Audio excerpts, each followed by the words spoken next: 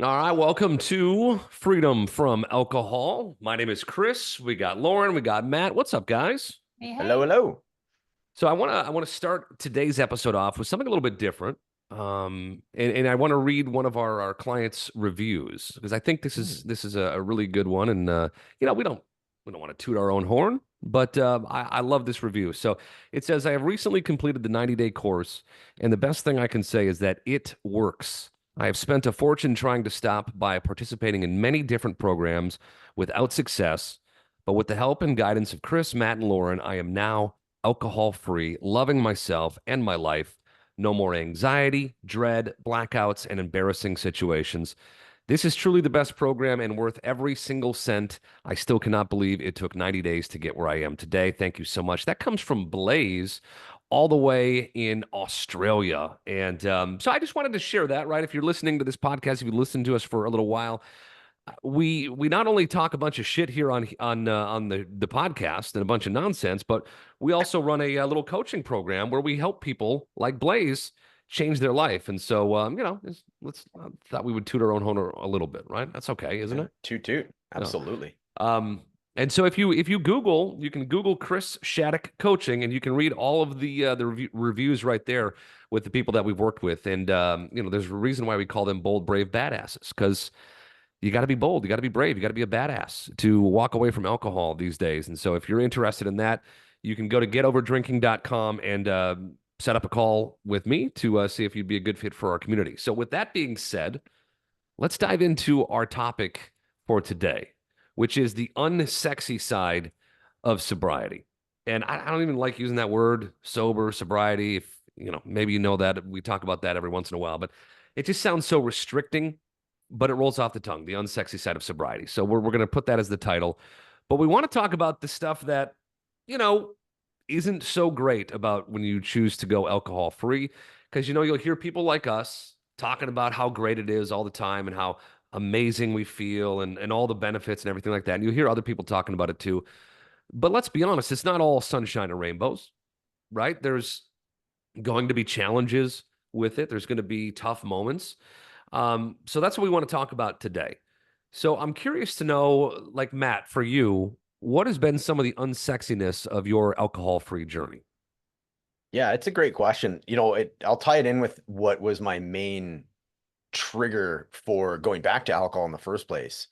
It would be, after we talk about the pink cloud, like after the honeymoon phase of sobriety would end, I would start to crash a little bit and I'd start to feel like crap. And I was like, well, the voice in my head would continually go, well, if I'm eating right, I'm going to the gym all the time, I'm staying away from alcohol, and I still can feel like crap, or like emotionally, I'm still feeling anxious.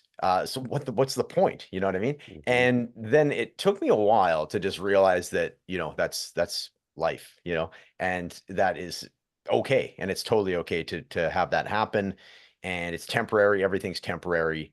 But it took me a while to learn that lesson. So that to me was like I guess the unsexy side is it's not all, this energy. And yes, you do get that, but there will be a phase where you either plateau or you actually dip, right? I know Mhm. I did, speaking for myself here. And, and that it sucks. It kind of hurts a little bit. And then you start second guessing the decision. I should say, speak for myself. I started second guessing the decision, often to the point that I just go back to it. So that was the main one for me. The other one that comes up for me, it wasn't as bad for myself, but people that I've worked with before, is getting to the 1 year mark. So you've done a full calendar year, and it's almost like this huge buildup to Mhm. it. And that's almost anticlimactic, because by the time you get there, it's just sort of like, okay, now what? I've done a Right. year of alcohol free. Like, now what do I do? Because like your whole Where's the life, fireworks? Where's the right? celebration? Like, Sure, it's, sure. yeah, Yeah. absolutely. So that's the other side of it to keep in mind. And that's not to scare anybody off from it. It's just the reality of it. And from there, focus on, okay, what now what? So that can be either a sort of a diminishing question, or now what? A spot to be very curious about what you want to do now, right? So you have alcohol much more in the rearview mirror than you did the previous year. So yeah, now what? Like what is next? And get excited about that, right? So, but initially there is a little bit of a letdown, potentially a letdown when you get to the year mark and all this energy and these, if you're day counting, it's like, hey, 365. And to your point, Chris, like, okay, like, where's the fireworks? Like what happens? I mean, give yourself a pat on the back, I hope. And some of your close, friends and family will, if they're in that journey with you, will congratulate you. But then it's just like, okay, well, what's next? Yeah. Yeah. And it really is. I mean, we talk about mindset a lot. You can look at it with a mindset of like, hmm, okay, I was expecting more. You can look at it as a mindset of like you just said, now what? Like, what's the opportunity here, right? Where I can do something with this new version of me, or I can just kind of keep doing the same thing I was doing. I think we have to take it upon ourselves to go, what is next? What am I going to do now that I'm a non-drinker? Because if we don't, if we just do everything the same, but we take the alcohol away, I think this is what trips a lot of people up is it's like, oh, okay, I was expecting this and it's not that great. So I might as well go back to this. Because at least with when I was drinking, I had these moments where it was like flooding with dopamine and all this kind of stuff. And I'm not getting that now. And I miss it. And that is the thing is, there will be times where you'll miss drinking. Let's not shy away from that. You'll see somebody having a drink and you'll go, oh man, geez, I kind of miss that. It's making me a little bit sad that I'm not having it right now. And that's okay. That's normal. There's nothing wrong with you for thinking that. It's okay to feel sad once in a while. It's okay to not be happy all the time. But when we are drinking, when we have the alcohol as a crutch, we have that flood of dopamine that we can always keep coming back to get that really happy feeling. Even though it's temporary, it's there and it's a tool that we can keep going back to, keep going back to. And then when we don't have it, we don't have that tool. And so everything can start to feel a little bit dull, can start to feel a little bit like, huh, is this it sort of feeling? Mm-hmm. And I mean, I experienced that in my journey. I mean, Lauren, for you, what was the unsexy part of it for you? Yeah, so I was going to say from my client's perspective, I think what I find the most that I see that's unsexy about their journeys is it's that one couch cushion, right? Where if we used to always drink and do the same things every night, if we're doing the same things without the drink, it's like, well, this kind of sucks. And I don't want to sit on a couch cushion all night, not doing anything, but I don't have a life because I've isolated myself for so long. My friends don't call on me anymore. They still love me, but they don't call on me because they know I'm going to say no. Or I've done something to offend each and every one of them. So there's a lot of different things, but it's like what you just said, Chris, is this it? I see it a lot with my clients where they're like, well, they're kind of just looking around like, well, what's next? Like this isn't fun. This isn't what I thought it was going to be. But when we're running from pain and we get out of pain, if we stop right there, that's where we're going to land is in this. What am I supposed to do next? We have to keep going to rebuild. So in my life, I think the really unsexy part when I quit drinking was taking off the rose colored glasses, taking off the wine glasses, because there was a lot of shit I had to deal with, and that was not very fun. I needed to deal with my marriage that wasn't doing great, that had been neglected and by both parts. Parenting, my career, what was I going to do with the rest of my life? Because none of it was jiving anymore. You become a new person when you stop drinking. The drinking keeps you in this space where you just have to keep doing the same thing over and over because you don't really have the energy to do anything else. You quit drinking and it's like you start looking around like, well, that sucks. And that's not going great. And I didn't realize this was falling apart. And my finances are worse than I thought. And this is going on. So for me, that was the part. It was like, whoa, like it would be like, it's kind of like, I'm going to just slowly retreat and go back to drinking now. Thank you very much. Because I don't want to see how shitty my finances are. I don't want to see how much neglect and repairs need to be done with my marriage, with my other relationships. So that was for me the very unsexy part.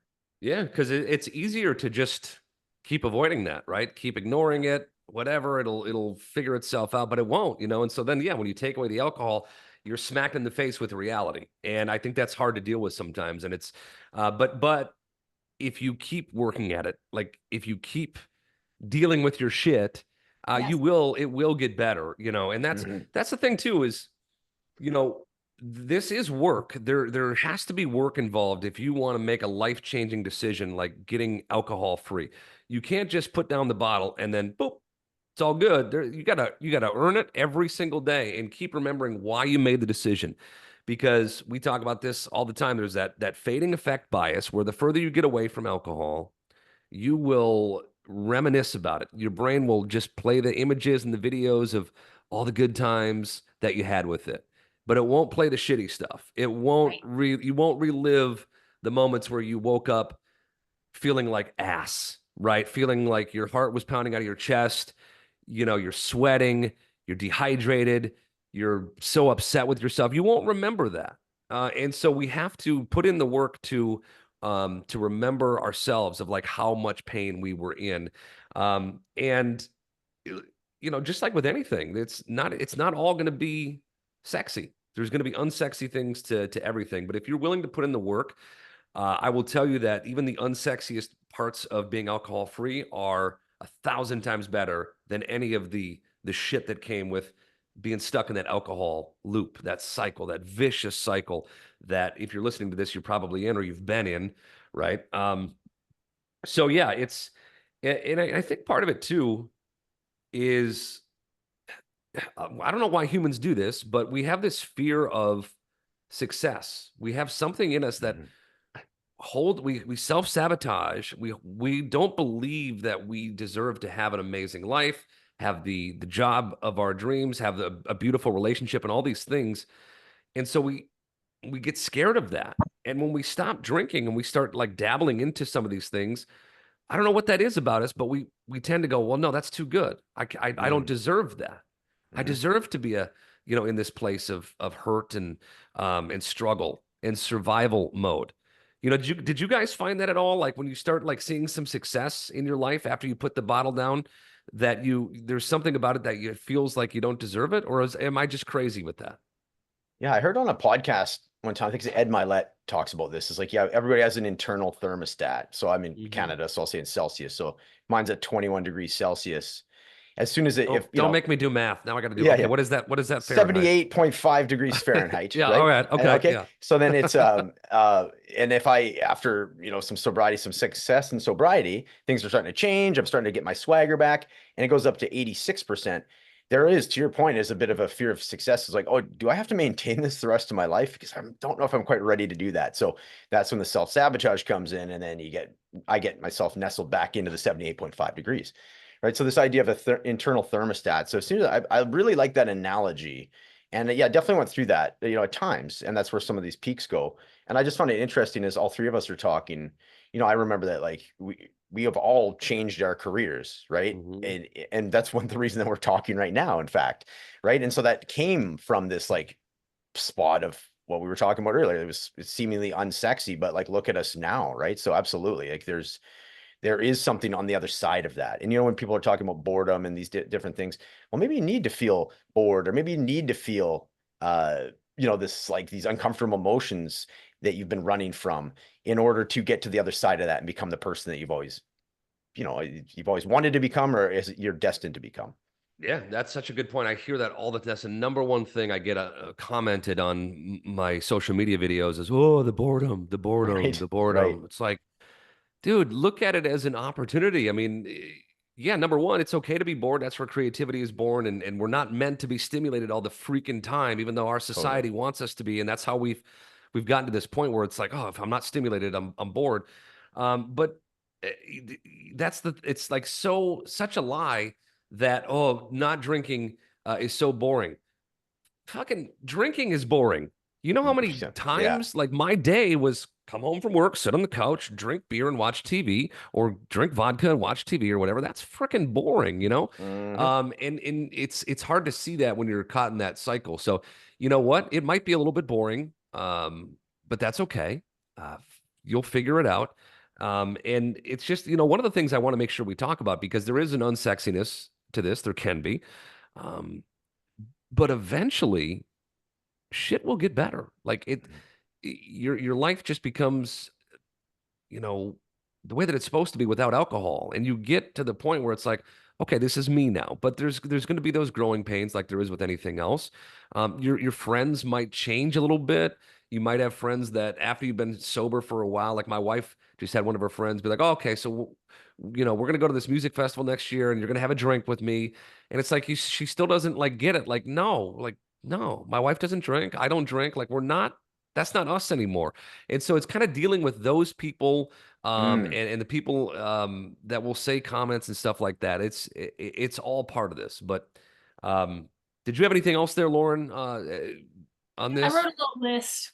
Okay, yeah. Yeah, but absolutely, like you just hit most of them though. Like we're rebuilding everything from scratch because as a sober person, you are much different than you were as this like hungover, drunk version of yourself that was just trying to eke by and like get the bare minimum done just so you could get back to the drinks. But I did write down a couple different things that can make it like the unsexy side is like really confronting who you are and becoming a person that knows yourself and can be okay with your insecurities, can be okay with all of these things. Because some of you people who get sober have to go out and date or want to go out and date.